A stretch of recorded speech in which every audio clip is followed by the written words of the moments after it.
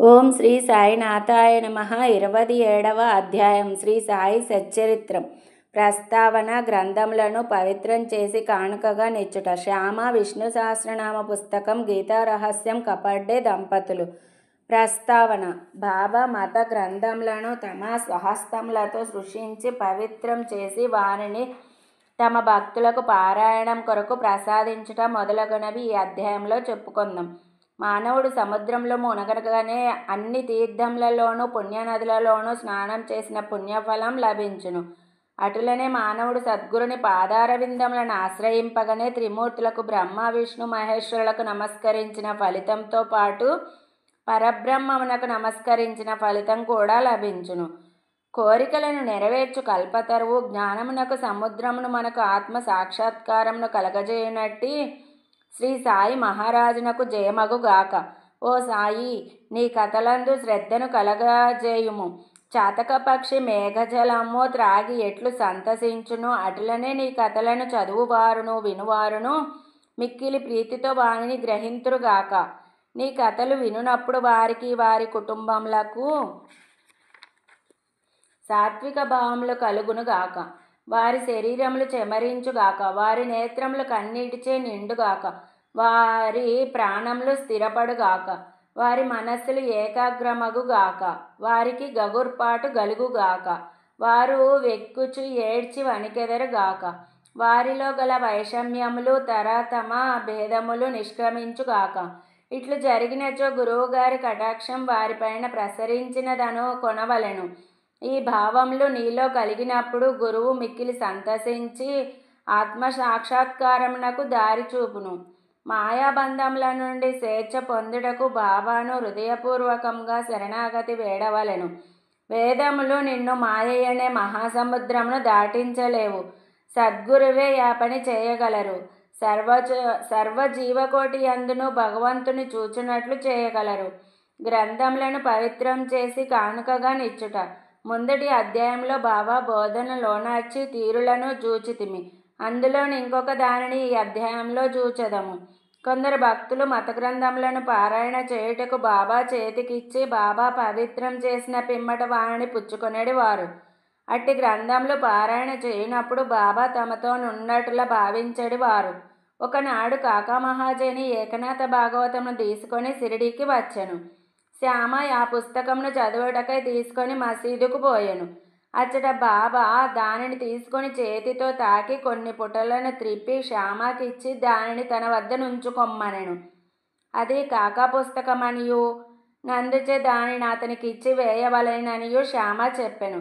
కాని బాబా, దానిని నేను నీకిచ్చితిని, దానిని జాగ్రత్తగా నీ వద్ద నుంచుము, అది నీకు పనికి వచ్చుననిరి.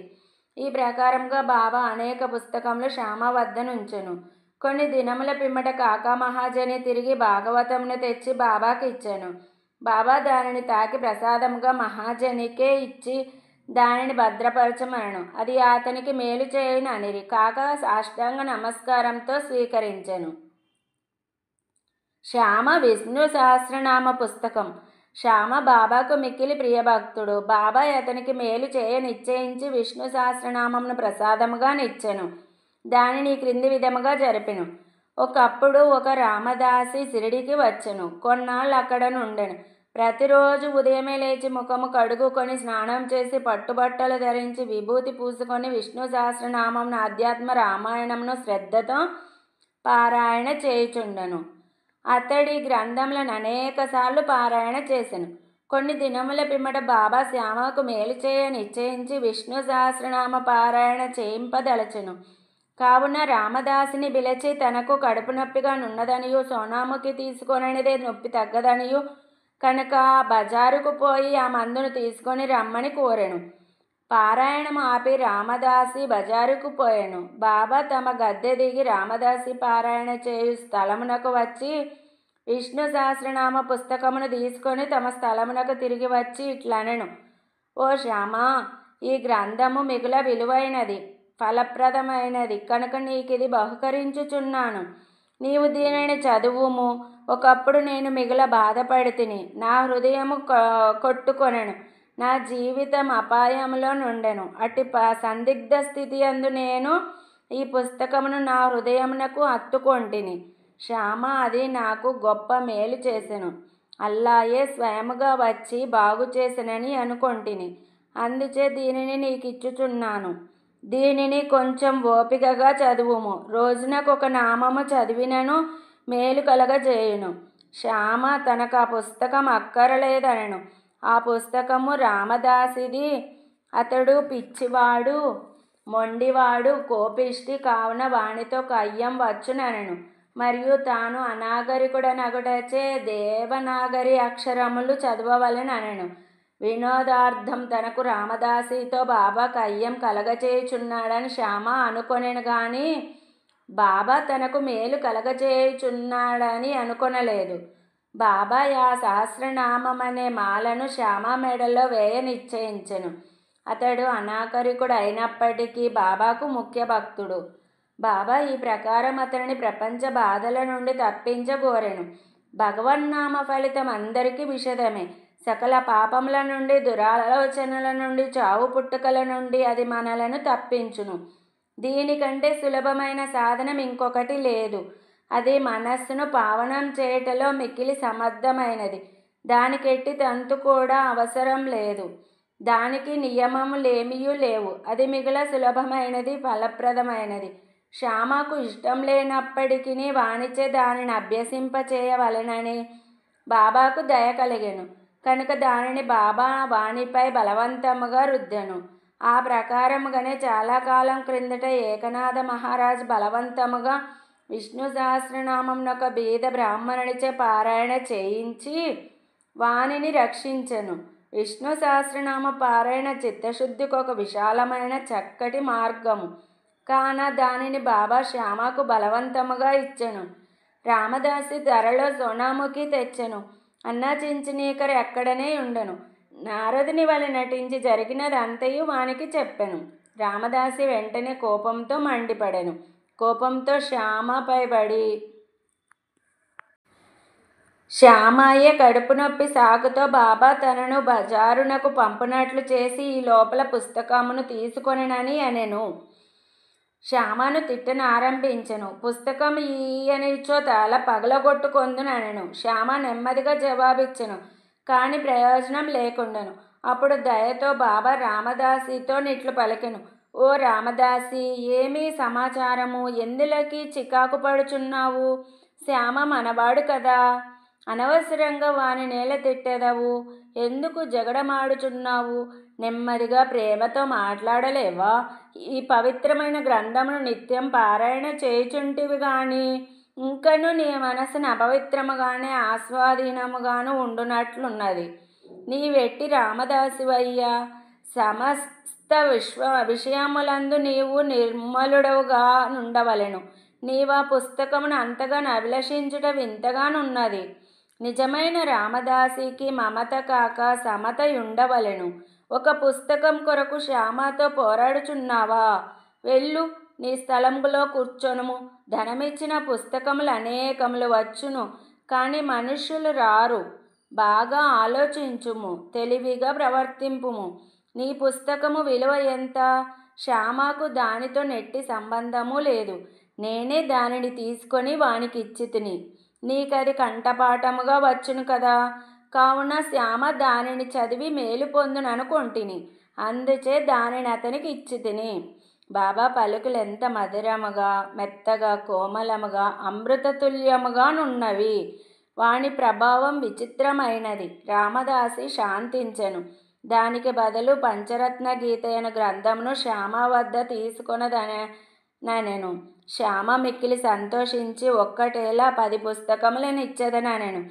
బాబా ఈ విధముగా వారి తగువును తీర్చెను. ఇందు ఆలోచించవలసిన విషయమేమనా, రామదాసి పంచరత్న గీత నేల కోరెను.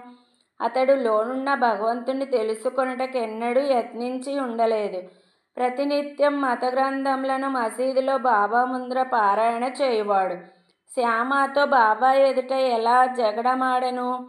మనం ఎవ్వరిని నిందించవలెనో, ఎవ్వరిని తప్పు పట్టవలెనో పోల్చుకొనలేము. ఈ కథ నీ విధముగా నడిపించకపోయినచో ఈ విషయం యొక్క ప్రాముఖ్యము భగవన్నామస్మరణ ఫలితము. విష్ణు సహస్రనామ పారాయణ మొదలగునవి శ్యామకు తెలిసి ఉండవు.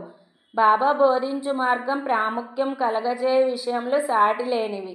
ఈ గ్రంథమును క్రమముగా శ్యామ చదివి దానిలో గొప్ప ప్రావీణ్యం సంపాదించెను. శ్రీమాన్ బూటి అల్లుడగు జీజీ నార్కేకు బోధించగలిగెను.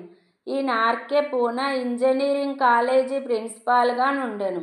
గీతా రహస్యం. బ్రహ్మ విద్యను అధ్యయనం చేయువారిని బాబా ఎల్లప్పుడూ ప్రేమించువారు, ప్రోత్సహించువారు. ఇచ్చట దానికొక ఉదాహరణ ఇచ్చెదము. ఒకనాడు బాబుసాహెబ్ జోగుకు ఒక పార్సెల్ వచ్చెను. అందులో తిలకు రాసిన గీతా రహస్యం ఉండెను.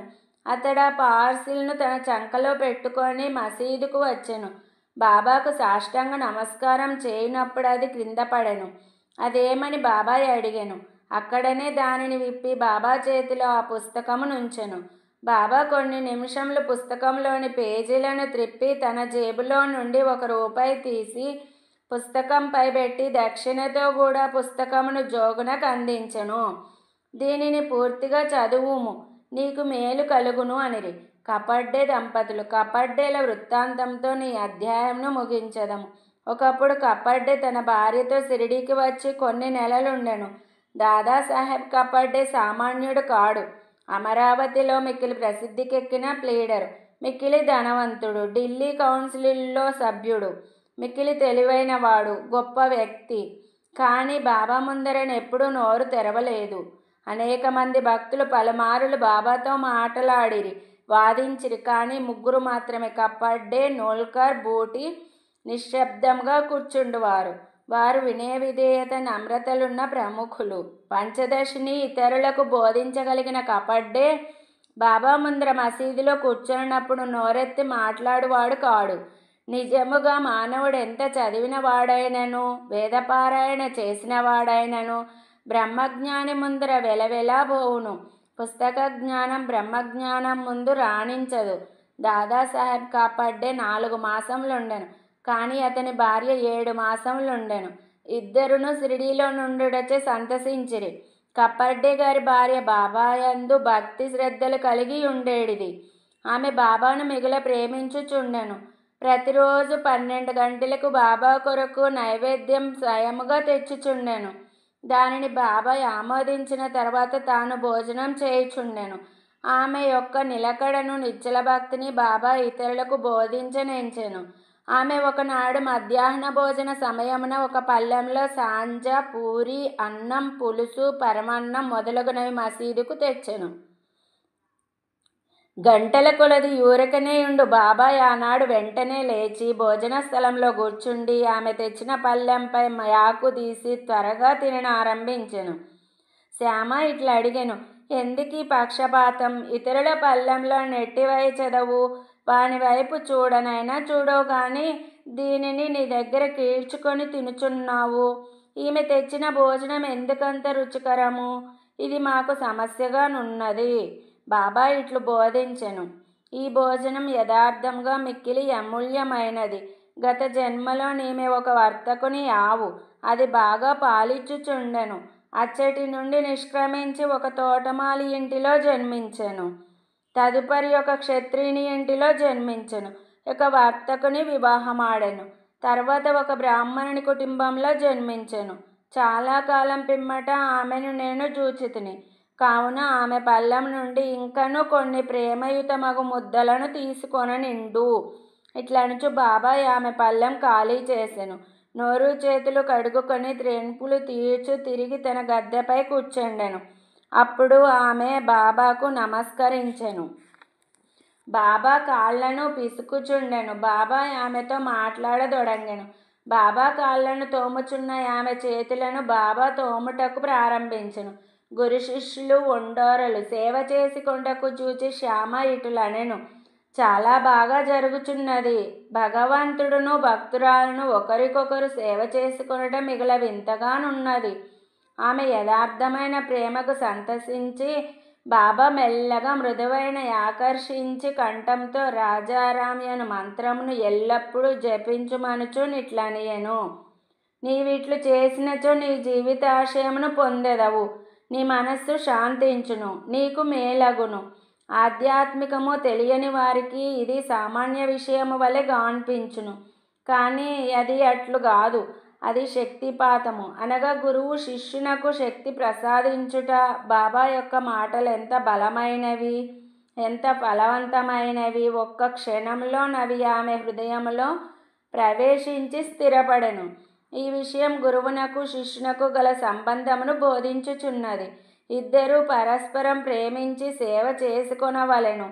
వారిద్దరికి మధ్య భేదం లేదు. ఇద్దరు ఒకటే. ఒకరు లేనిదే మరి ఒకరు లేరు. శిష్యుడు తన శిరస్సును గురువు పాదముల మీద పెట్టుట బాహ్య దృశ్యమే గాని యథార్థముగా వారిరువురు లోపల ఒక్కటే.